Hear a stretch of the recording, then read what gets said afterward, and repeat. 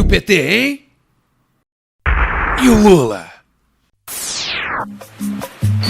Gosh, it's beautiful here. Você com certeza já ouviu falar do Mensalão, o escândalo de corrupção que quase colocou um fim na era Lula, ainda em 2005, no primeiro mandato do ex-presidente. O que você talvez não saiba é que o Mensalão foi mais um capítulo na história de confrontos entre dois caras que, já naquela época, se odiavam há mais de 10 anos: José Dirceu e Roberto Jefferson. Tenho medo de Vossa Excelência, porque Vossa Excelência provoca em mim os instintos mais primitivos.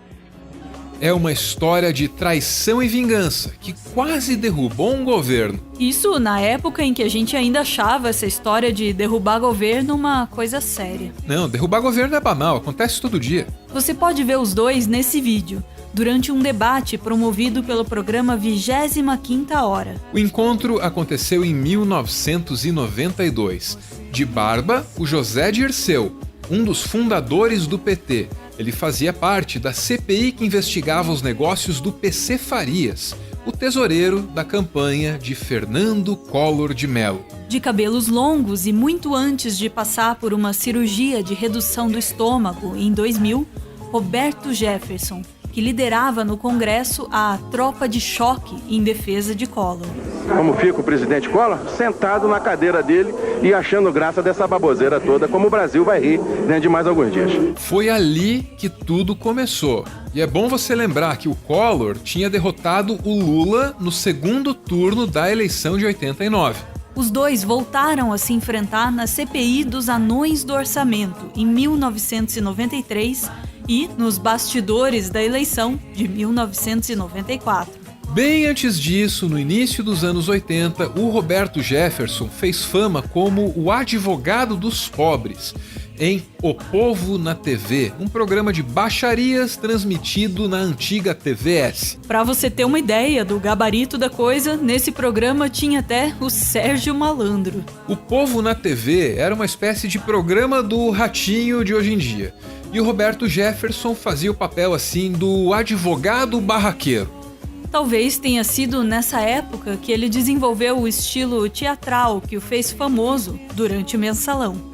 Mas o Jefferson já foi também conhecido por seus repentinos ataques de raiva. 2 relatos sobre isso estão nos arquivos do Centro de Pesquisa e Documentação de História Contemporânea do Brasil, da Fundação Getúlio Vargas. Em novembro de 1985, o Roberto Jefferson derrubou a golpes de machado um painel que estava instalado na Cinelândia, no centro do Rio de Janeiro.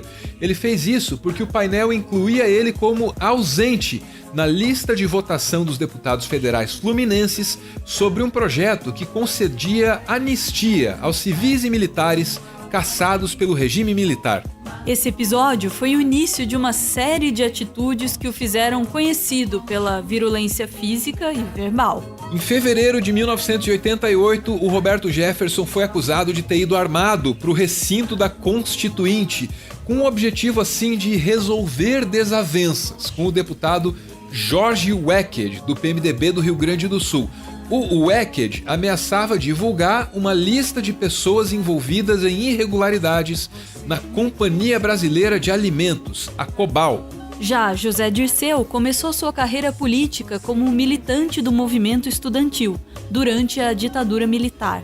Ele foi preso em 1968 naquele famoso congresso da UNE, em Ibiúna, no interior de São Paulo. E ele só foi solto depois que militantes da luta armada contra a ditadura sequestraram o embaixador americano e trocaram a sua liberdade pela de 15 prisioneiros políticos feitos pelo governo. Dirceu deixou o país e foi para Cuba. Lá ele passou por uma cirurgia plástica. Em 1975, Dirceu voltou para o Brasil e passou a viver na clandestinidade, isso até a lei da anistia em 79. Um dos mentores políticos de Lula, Dirceu sempre foi conhecido por ser uma espécie de soldado da causa. Um homem calmo, discreto, cerebral e pragmático, para quem os fins justificariam todos os meios. Em 2005, depois de históricas brigas e desavenças, essas duas figuras tão diferentes, Roberto Jefferson e José Dirceu, elas voltaram a se enfrentar em um novo ringue, a CPI dos Correios. Eu não me envergonho de nada que fiz.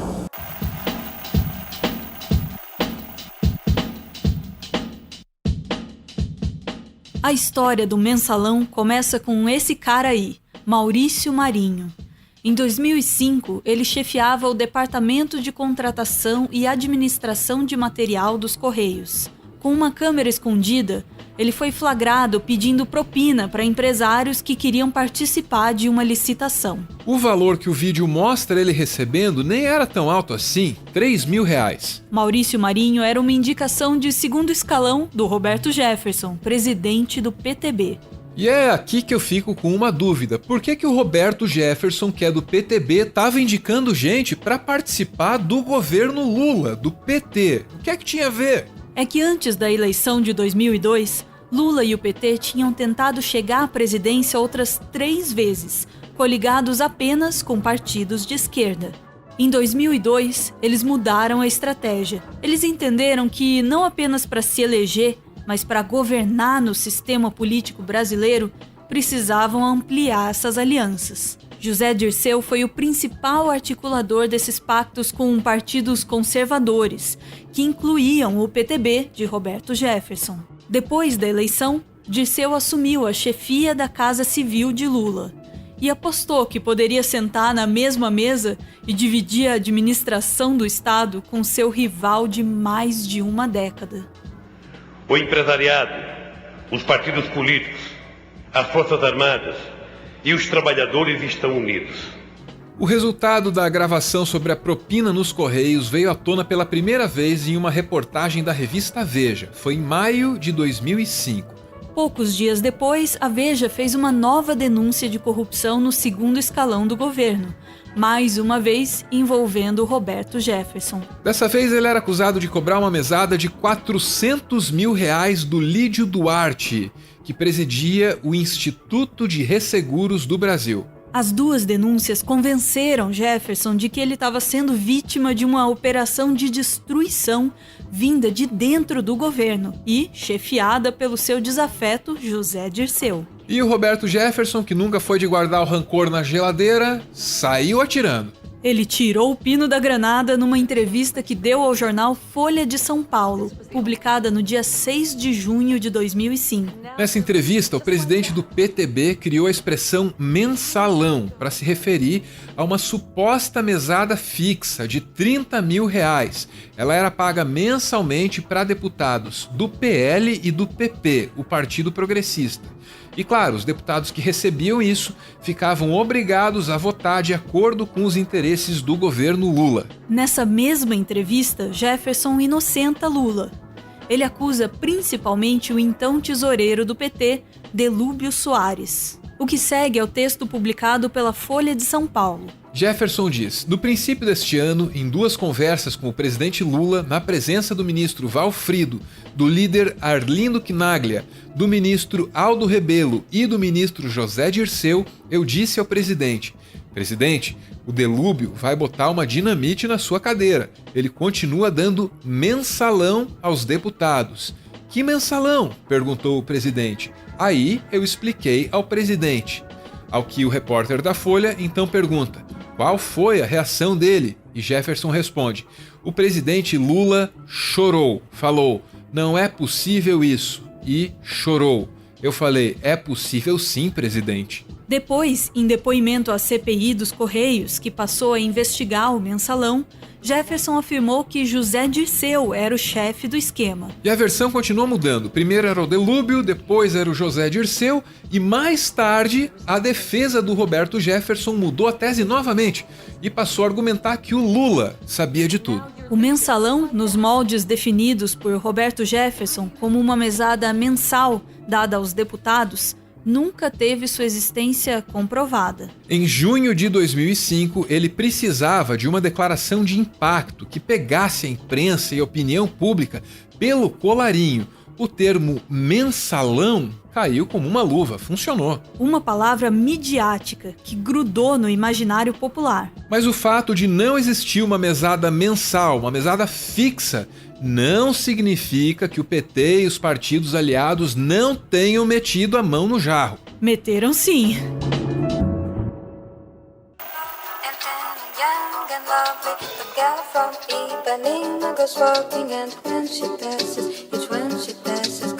O principal operador do mensalão foi o publicitário Marcos Valério, que a essas alturas já devia ter alguma experiência nessas coisas aí, você vai entender. Em 2003 e 2004, duas agências de Marcos Valério mantinham contratos superfaturados com o governo. Foi esse dinheiro que, de 2003 a 2004, foi distribuído para parlamentares de partidos como o PT, PTB, PMDB, PP e PL, que hoje é o PR. E para disfarçar essas remessas, ou para lavar o dinheiro, o Marcos Valério pegava empréstimos falsos em bancos públicos e privados. A operação toda era bem mais complexa, claro, e o dinheiro também tinha outras fontes, mas simplificando era isso aí mesmo. Essa grana foi usada por políticos e por partidos para financiar campanhas eleitorais. Possível, provavelmente, para outras coisas também. Aqui a gente tem uma disputa de narrativas.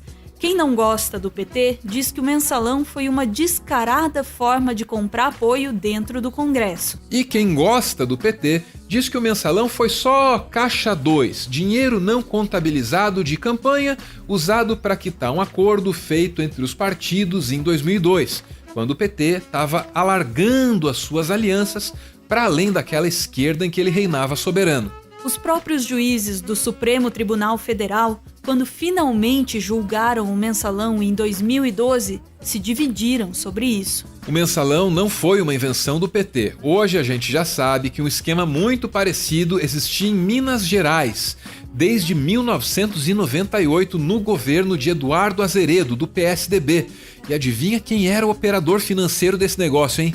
Era ele mesmo, Marcos Valério. O dinheiro que o mensalão movimentou, cerca de 55 milhões de reais, também está longe de colocar o esquema no patamar com que ele foi tratado na época, de maior escândalo de corrupção do Brasil até então. O artigo A Mentira na Política, do professor Rogério Alessandro de Mello, da Universidade de Brasília, mostra isso. Desde a redemocratização, o Brasil teve pelo menos 9 casos de corrupção que movimentaram mais dinheiro do que o mensalão do PT. Não que isso absolva ninguém, claro. 55 milhões não são exatamente troco de pão. Ao todo, 25 pessoas foram condenadas no julgamento do mensalão. Tanto José Dirceu quanto Roberto Jefferson caíram em desgraça e foram para a cadeia. Mas, passada a longa tormenta, um deles pode voltar a fazer política à luz do dia, nos altos escalões do governo. Adivinha quem? Roberto Jefferson.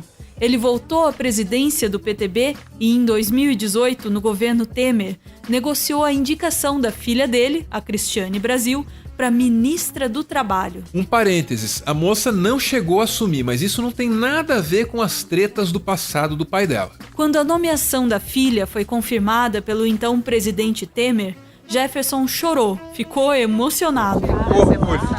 É surpresa. É a emoção que me dá. Por quê? É um resgate, sabe, querida? É um resgate. O senhor é um resgate que a imagem É um do resgate, senhor, da um família, resgate. Isso. depois do que aconteceu no mensalão e tudo. Já passou. Tudo passa. Até segunda ordem, a história continuará sendo contada pelos vencedores. E não importa que métodos eles usem para vencer.